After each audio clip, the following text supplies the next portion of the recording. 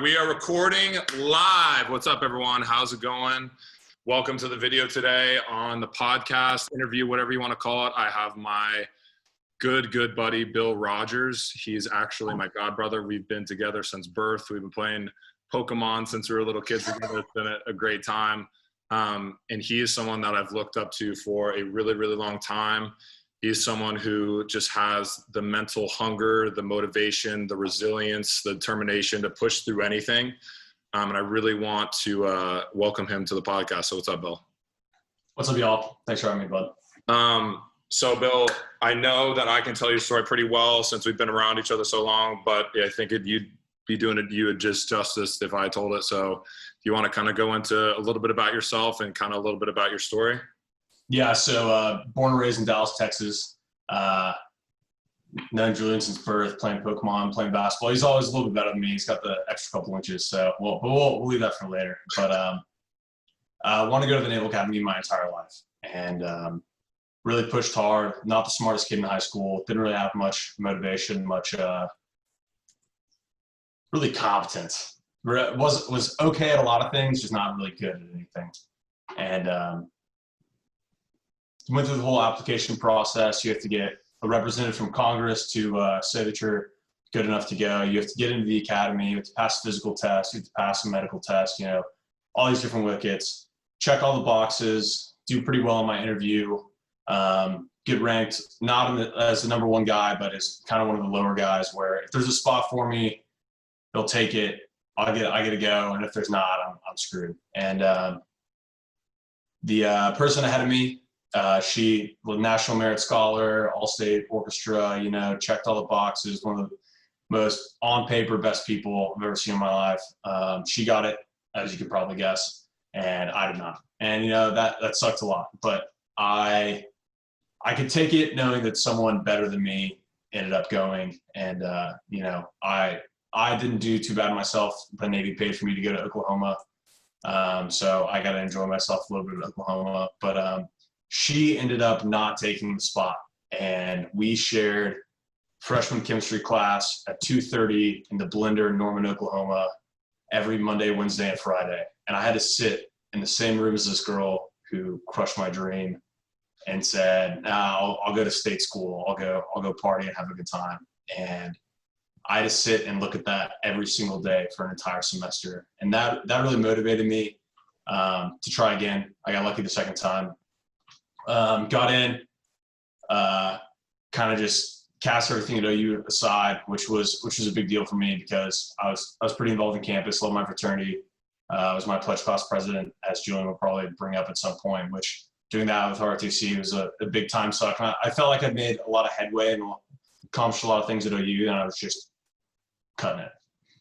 And that took a lot for me to do, but in terms of motivation, just I knew what I wanted, and I still have my rejection letter up on my wall. It's framed. It's a little dirty. It's been crumpled up a couple times, but just that everyday reminder that you're just so close to having what you want to reach, but that extra push maybe gets you over the edge. Ended up doing pretty well at the academy. Was selected to be the brigade commander this past fall, so in charge of 450 other college-age kids and trying to run them in a military environment is not the easiest thing in the world. Learned a lot about peer leadership, whole bunch of 18 to 22-year-old, 23-year-old kids just hanging out in a college dorm trying to get this military thing under wraps. And that's managing that on a day-to-day basis and reporting to senior officers and reporting to senior enlisted leaders that have so much more experience than you. And then your task of making these decisions is a lot of pressure, and learned a lot. And then also got accepted as a VJEP scholar, so Volunteer Graduate Education Program. So I'm currently at Georgetown, Hoya Saxa, you know, trying to get my master's degree in international security studies. So hopefully go do some fun things there. And then after that, be going to Charleston to be a submarine officer. So it's a little bit about me. Amazing. Thank you for sharing your story, man. I think it's just a story of resilience and a story of just pure hunger and motivation to push through. And most people, like, I think we've all heard the story that Michael Jordan didn't end up making his high school basketball team, but that didn't stop him. And I think that just kind of relates to you in a way. And the fact that you hung that up in your room just to keep that hunger away, because people lose that that freaking, excuse my language, fucking hunger. And I think that's the biggest thing that pushes people through. So I want to go back a little bit to your college days. So I know that you talked about how you were, you got elected to be your clutch pass president, which is pretty awesome. I mean, like 50, 60 dudes all voting for you to be the leader of the group, which is pretty awesome. And also doing ROTC. So I want to ask the question of like, how did you, because I feel like a lot of people in college especially have the problem with managing their time. And that is the ultimate to responsibilities of being a leader for your group, your fraternity, and then also doing ROTC plus, you know, classwork that's pretty hard as well. So how did you end up managing that time and finding a way to kind of get through that? I think end goal is big for me. And, you know, my end goal, I didn't know if I was going to be going to the Naval Academy the next year or staying there. So I kind of laid out 3 big goals for me. And that was like building that bond with my fraternity brothers and, you know, people I went to high school with and people I was really close with, being the best I could be at ROTC. And then I knew grades were probably not going to be the easiest thing, but I knew that I had to keep above that 375 level to even be considered for the academy. So kind of had those 3 overarching grades or goals, if you will, and then had to prioritize them. So number 1 for me was being the best I could be at ROTC. And that's, you know, showing up early, spending the extra hour, doing the extra PT, getting extra help for whatever was needed. And then second to that was maintaining those relationships with my fraternity brothers. If you're good at everything and, you know, you're doing well, but you have no one to share it with and no one to hang out with and no one to like experience life with, why are you doing it? Exactly. It makes no sense. And then to me, grades were third. I could lose an hour of sleep, stay up an extra hour, study for the test, but, you know, I was confident that I could meet that level if I just focused when I had to focus and turn off all the distractions and all that stuff. And when you organize things like that, and for at least for me personally, you end up with this hierarchy of this is what I have to do, this is what I really want to do, and this is like bare line minimum. I need to try my hardest to get this. Right. And not discounting one of the 3, but just understanding what you want to knock out is, for me, is a lot of clarity and priority. And I've had to use that later on as well. And, you know, when you're managing 4,500 people and they're all peers and you've got your friends in your company that you also you miss because you're not living with them every day. And you got that, and then you got to apply to grad school. I was doing that at the same time. And it comes down to, well, what do I want to do first? And to me, the quality of life for the 4,500 people under my charge is that's number 1 always. You know, I recently commissioned a non-commissioned officer, and that's what's going to be expected of me, whether it's a 36-year-old person who's a chief who's been in the Navy for 20 years and their expertise, and, you know, they're calling me sir, they're reporting to me, or that 18-year-old kid straight out of high school that just came up and is, you know, trying to do something with his or her life. And I'm responsible for both those people, and that's a lot of pressure. So prioritizing their well-being is important, but there's a saying you learned at the Naval Academy, it's mission first, people always. And you can't discount something just to put something else, but having your priorities in line in terms of separating what's necessary and what's not necessary, and then drawing it down to this is how it falls out in the necessary order, helped me a lot. That's huge. Yeah, I wanted to highlight on a couple of things you said because I think it's really big, and I really want people watching this get what you said.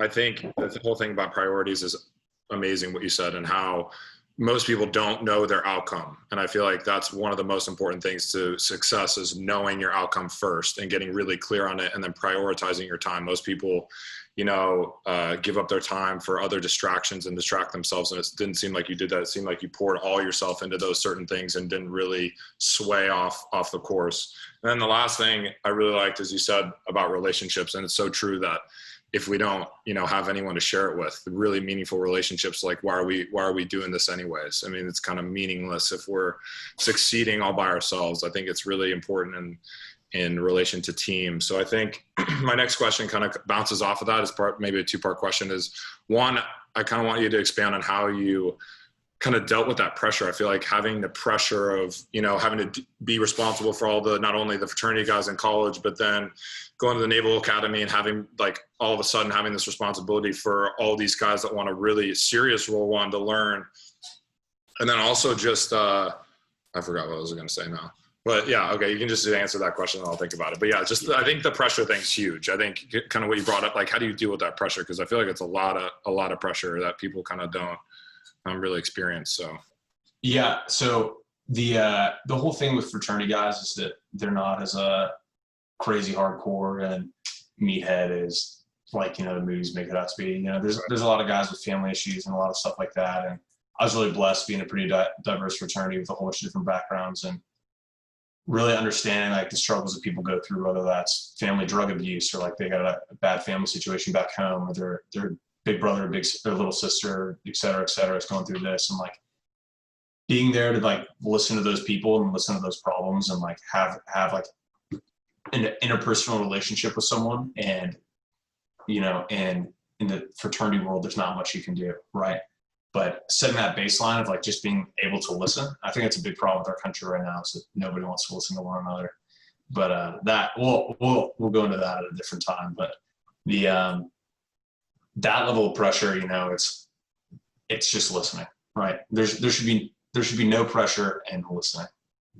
Even if it's something you don't want to hear, it's a critique about yourself. Even if it's something that's really bad happening to one of your close friends, listening hurts no one. Understanding the whole situation, offering whatever help you can, taking whatever feedback you're getting, and just improving upon that. And that learning that at a young age, at 18 or 19, really benefited me a couple years down the line when I'm, when you're in charge of 4,500 people and everything you damned if you do, damned if you don't, right? You got you step into bigger problems, DUIs, sexual assaults, stuff like that, that it's 4,500 people are not going to be perfect. And all that is your responsibility. And taking that time to listen to the people that are on your team and that you work with to understand the full situation, understand your different options going forward, understand the recommendations that you're making. Where if someone had a bad day and sexual assaults, that's we're not talking about that, like conduct offenses, like disrespecting a senior officer, getting drunk in public, stuff like that. Someone's having a bad day, they've shown good performance, like kicking them out of the Navy may not be the best thing that you can do for them. They can take that experience and pass it on. When you're making recommendations about people's lives, that adds the pressure. But when you've had a culture and practice of listening, that kind of takes the pressure off, at least in my opinion. Yeah, I really like that. I really like what you said about not trying to be perfect. I think that's a big thing, and especially in leadership, we all expect ourselves to be so perfect all the time, and sometimes when we're not, we kind of beat ourselves up, and I think that's such a big thing. So I wanted to expand on, in the Naval Academy, they got, and what ROTC, whatever you're doing, you guys got crazy conditioning. You guys are just constantly motivated to be in the best shape physically and mentally. And, most people complain or have problems like, working out or doing all that stuff. And I remember you just one summer, you were just like home and you're just working out all day long. So could you maybe expand on that and kind of like, the motivation to constantly kind of never lower your standard? I feel like the military and all these different systems have such a high standard, and being around people with other high standards kind of raises you up. And so could you speak a little bit about that, of just like staying motivated and how important it is to have people around you that are also motivated, and just like kind of staying fit physically and mentally, and how important that is?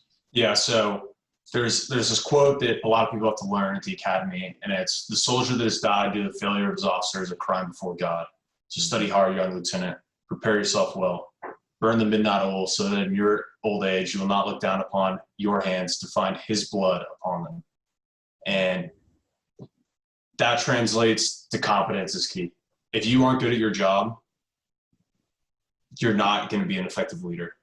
If you don't know what you're doing, how can you expect to give orders and give direction to people that will more than likely know what's supposed to be happening?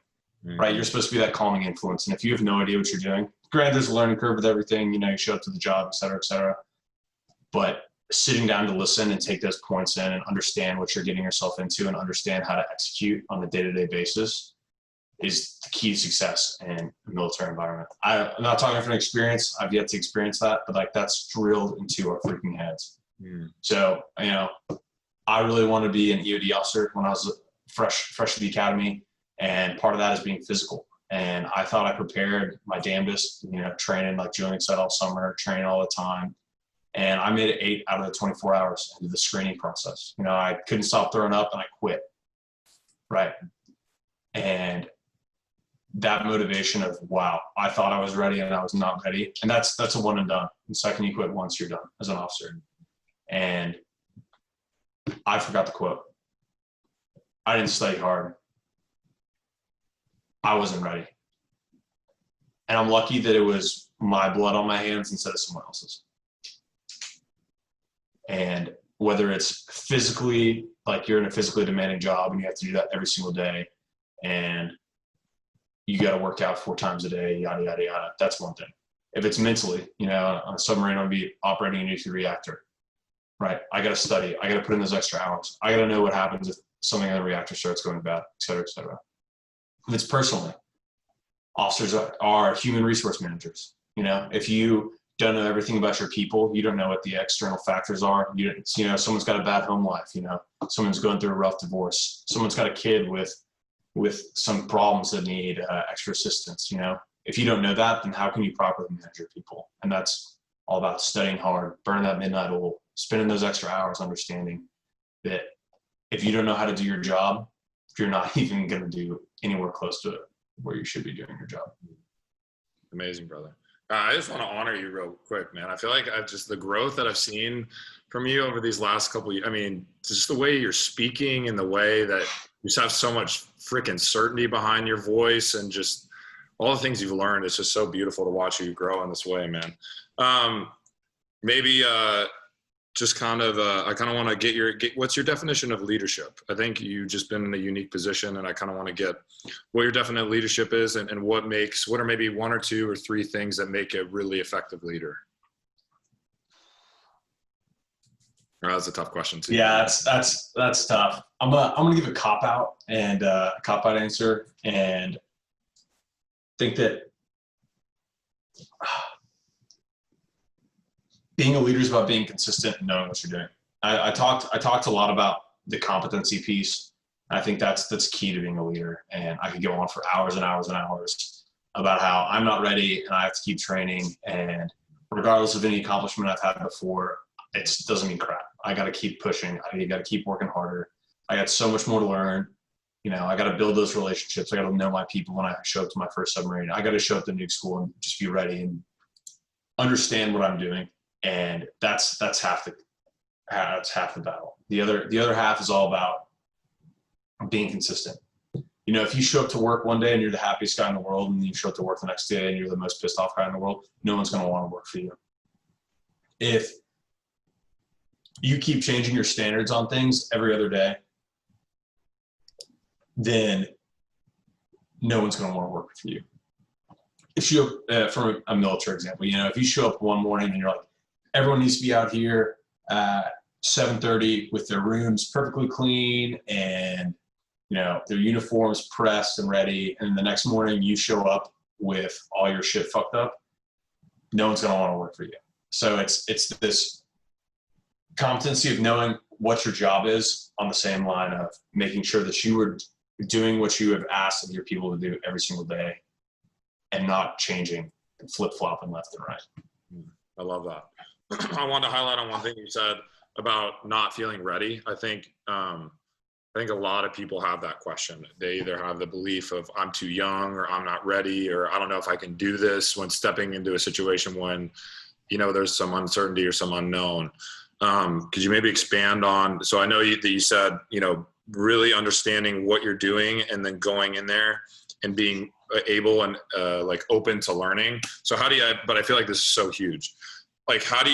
What's the mindset around, how do you get around the thought or the belief of I'm not ready, but then also having to know that you're either in a leadership position or you're going into something super important where you need to be ready. How do you kind of deal with that? It's for me, it's always been a trial by fire, and that's thinking that you know enough about something to be willing to hop into something, but not knowing enough to be second guessing yourself in every single thing. Right. So the most scared I've ever been in the last 6 years was I was asleep on the USS Illinois, and we're pulling in back into Pearl Harbor, and I get woken up by the engineer, and he says, "You're driving the submarine into Pearl Harbor today." I turned 21 like 3 months before. Never driven a submarine before.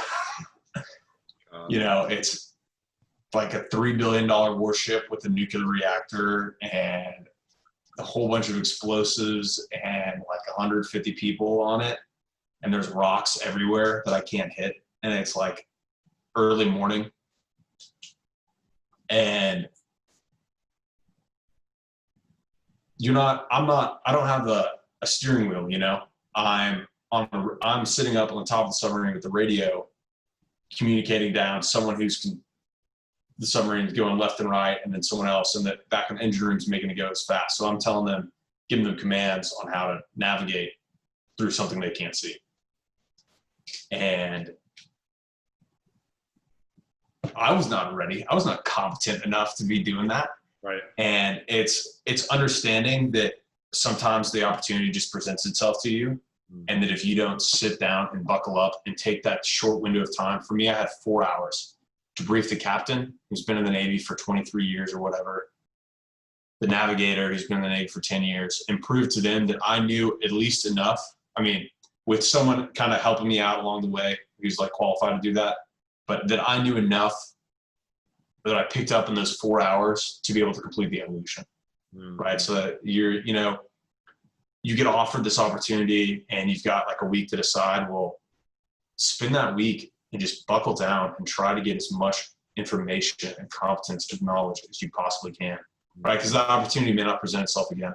And if you're able to do it and you're able to knock it out, and you've got enough to take that first step and take it, there's no reason to be hesitant. There's no reason to say, "Hey, I can't do this," right? And if you fail, put your rejection letter up on the wall and then look at it every day so you don't make that mistake again. Oh, that's awesome, man. Okay. Wow. I mean, that's huge. I think, yeah. No hesitation and just jumping in, and yeah, it's, I'm loving every single thing you said. So I think, man, I think we've hit on a lot of stuff. I think maybe in closing, I kind of wanted to shift focus. And so I know that you told me last time, I don't know if it was last year, we were in Oklahoma together and we were driving home in the rain, and I was asking you about social media, and I was like, what's your thought about social media? And I was like, are you on Instagram or whatever? And you're like, oh no, I don't have any of that.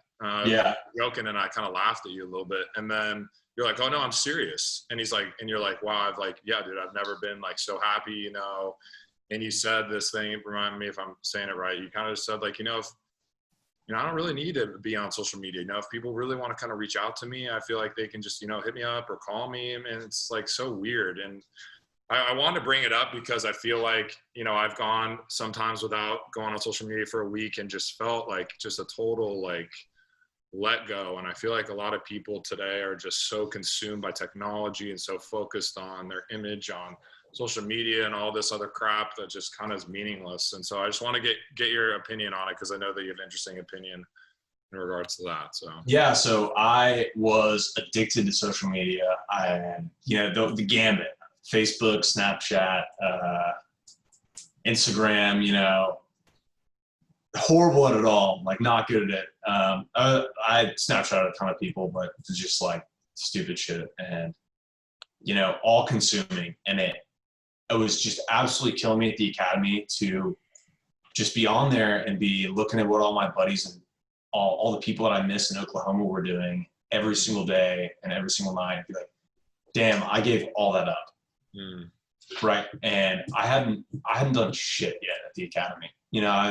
struggling along, trying to make it as in my major, you know, working really hard for this EOD opportunity, but still just what am I doing? What have I accomplished? You know, I gave up. I was one of the best midshipmen at the RTC unit. You know, I was my pledge class president and had all my friends from college, like a good number of my friends from high school. Family was close by. I had it all, right? And I looked on social media every single day and just saw what I didn't have, and it just ate at me and ate at me and ate at me and ate at me. Mm. And I wasn't making any connections with these people, right? Like I'm not calling people up and like, hey man, I saw you posted this weekend. Like that looked awesome. Tell me about it. I'm just like looking at it and getting sad, right. You know? So, and I guess that's 2018.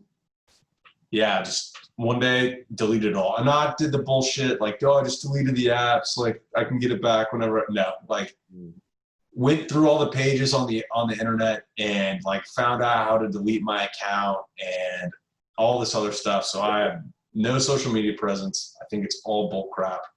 I think connecting with people is cool, but you're not connected. Like, how many people do you see that you haven't talked to in a while on Facebook or Instagram? And you're like, oh wow, that looks awesome, and that's it. You didn't call them, you didn't text them, be like, dude, what was that? What, you went rock climbing last week? Where'd you go? How was it? Like, who'd you go with? Oh, that's awesome. Next time I'm in town, like, let's get beers. I'd love to hear about that. You know, you're observing it.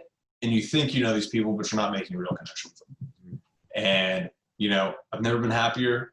I don't listen to all this. I don't look at other people and get jealous. I live my life and try to make the most out of it. And it's going pretty well so far, you know. Oh, that's amazing, brother. It is going pretty well so far. All right, so I want to finish with one thing. So we've all heard the quote of like burning your boats, and I think this is kind of regards to the military and kind of doing all that stuff, and it's a real key to a lot of people you know, say it for success and motivation, to kind of, if you really want to take the island, you got to burn your boats. And I've heard you kind of allude to that throughout this whole conversation, so I kind of wanted to get your opinion on that quote and kind of what that means to you and how important that is to really, you know, just devote yourself to something and say, you know, I'm just going to cut off everything else that doesn't really, you know, serve me. Yeah, I mean, when Cortez does that before he goes to Noctilan, and you know they're on this new continent, they're on this new world. You know, they thought, I mean, before Columbus, people literally thought if you went far enough into the Atlantic Ocean from Europe, you would just fall. Like the thought of like going and then reaching this new place is just like so otherworldly and outlandish. And even when Columbus came back, people were still not believing it. They're like, dude, you're crazy. You probably just like sailed in the wrong direction, hit somewhere else, right? And they've reached this new world they know nothing about. And Cortez knows what he has to do. I mean, it's pretty horrible what he did, but I mean, we'll skip all that for later. But he knows what he has to do. He knows his men are scared. He knows that if he doesn't burn the boats, that they're going to run. And he saw his opportunity. He knew enough that what was in reach, the glory for him and his nation that was in reach. And he cut off all the excess. Mm. I mean, you can get behind the ramifications of, you know, killing millions of people, which is absolutely horrible, et cetera, et cetera. But in terms of just a straight on leadership case study, understanding the objective, knowing it's in reach, and then pushing everyone to reach that objective, like that definition, burn the boats. If it's in reach, you just have to go for it. That's beautiful, man. Yeah, I think we'll end it there, man. I just really wanted to take a moment to just acknowledge you for not only your strength, but your vulnerability to open up about some of your failures. And, you know, most of us look on, you know, social media or on the news or TV and see these heroic people, these leaders, and don't see all the hardships and the things they've gone through. So I really want to just praise you for your vulnerability and your honesty, and just like, man, you're a badass. So thank you for coming on and allowing me to do this, brother. Yeah, dude, anytime. Cool, brother. Love you, man. Love you too.